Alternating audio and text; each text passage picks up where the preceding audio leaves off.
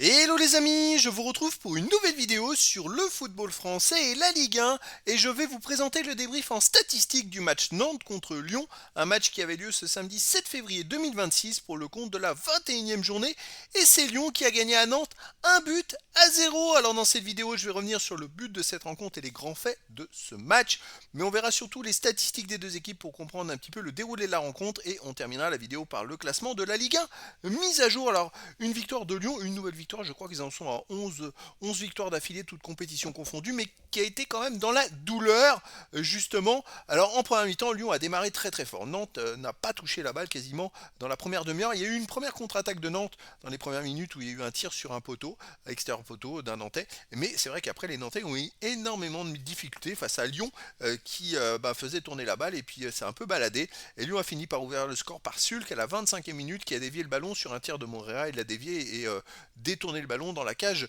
de Nantes. Et puis il y a eu d'autres occasions avec une grosse occasion pour Hendrick juste derrière avec un arrêt de Lopez, le gardien de Nantes. Et Lyon a continué à pousser. À la mi-temps, Lyon menait 1-0 avec une énorme domination qui fait que on se demandait comment Nantes pourrait éventuellement faire quelque chose ou exister dans ce match. Et puis alors, tournant du match à la 61e minute, je ne l'ai pas précisé, mais c'est pas un but d'Hendrick, c'est un carton rouge d'Hendrick. Et oui, c'est une grosse surprise, mais Hendrick s'est fait expulser à la 61e minute. Alors ça, personne s'y attendait.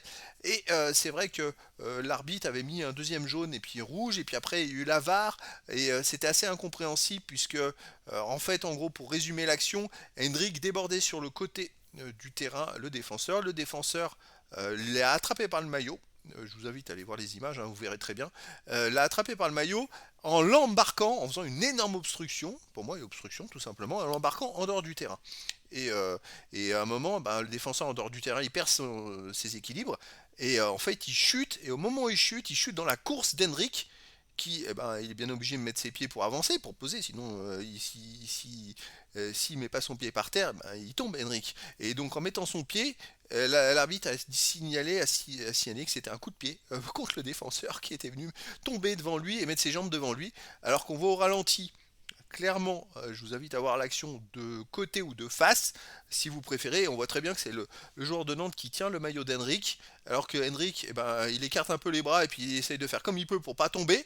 Et puis à un moment, son pied bute dans la jambe du Nantais et il se fait expulser pour un coup de pied volontaire. Alors là, si on me dit que c'est volontaire, c'est incroyable comme situation, parce qu'il y a une énorme obstruction, une énorme faute du Nantais sur toute l'action. Au départ, il y a obstruction, après, il l'embarque en dehors du terrain et c'était même limite, il aurait pu le foutre dehors si Henrik était tombé et c'est lui qui aurait pu être blessé. Et puis derrière, en plus, c'est le Nantais qui tient le maillot d'Henrik et c'est pas Henrik qui le tient, et lui, Henrik il fait tout ce qu'il peut pour pas essayer de tomber justement et il se fait expulser. C'est hallucinant, ça a complètement changé le match puisque forcément à 10 contre 11 les Lyonnais se sont repliés, les Nantais ont poussé et ils ont eu même deux grosses occasions sur les poteaux. Ils ont tiré deux fois sur les poteaux avec un tir dévié, un tir, je ne sais plus quel Nantais qui est dévié, je crois, de Ablin, de la tête, qui arrive sur le poteau du gardien de Greif de Lyon et qui ne rentre pas. Et puis il y a eu aussi un autre poteau, je me rappelle plus à quel moment. Bref, Lyon a eu quand même beaucoup de réussite au final pour l'emporter 1 but à 0. Et donc c'est les 3 points de la victoire pour Lyon. Alors on va voir les statistiques. Il y a eu 53,9% de possession de balle à 46,1% pour Nantes.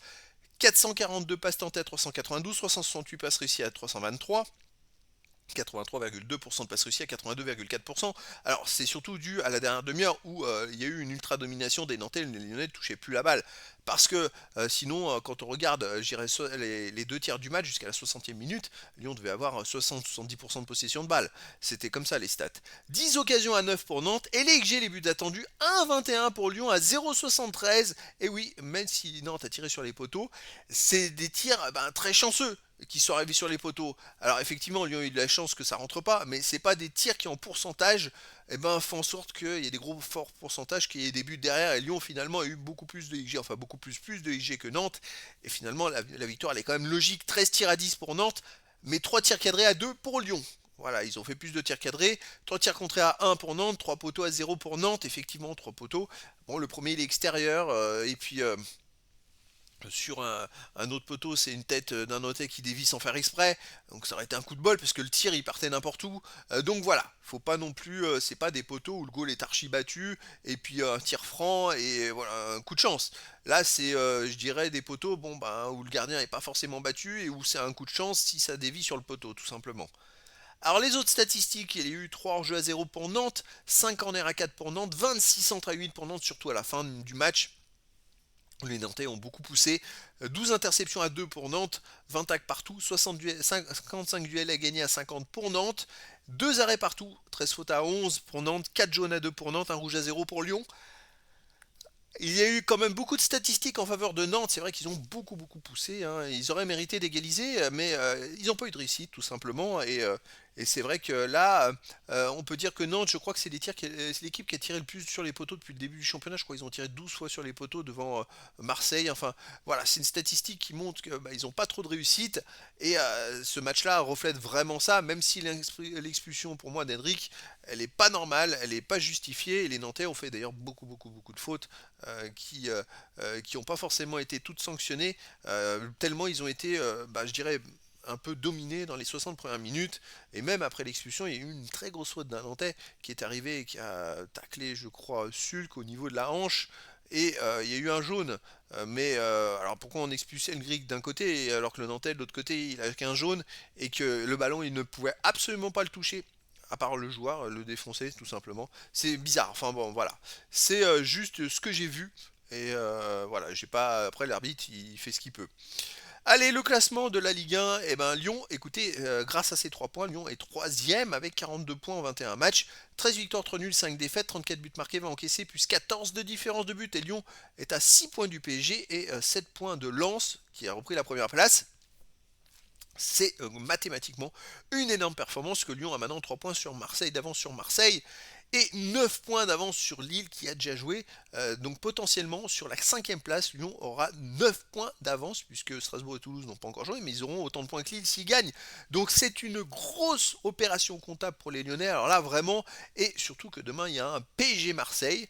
Donc, quoi qu'il arrive, il y aura un adversaire de Lyon, soit devant, soit derrière, qui perdra des points. Donc, écoutez, Lyon est bien parti pour aller en Ligue des Champions la saison prochaine.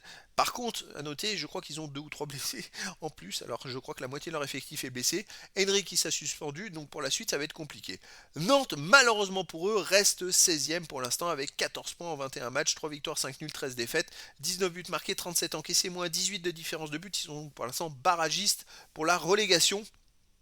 Donc ça n'a pas encore joué dans cette journée, donc il pourrait leur passer devant, mais voilà, Nantes a maintenant 6 points de retard sur le premier non relégable, et avec un match en plus, ça se complique, c'était dommage. Ils avaient l'occasion de pouvoir revenir, suite à un fait de jeu peut-être, mais de pouvoir revenir, ils n'ont pas eu de réussite, et finalement, ils repartent de ce match-là avec 0 points, et donc voilà, c'était le débrief en statistique du match Nantes contre Lyon, un match qui s'est terminé par la victoire de Lyon à Nantes, 1 but à 0, voilà les amis, je vous dis à très bientôt pour une nouvelle vidéo.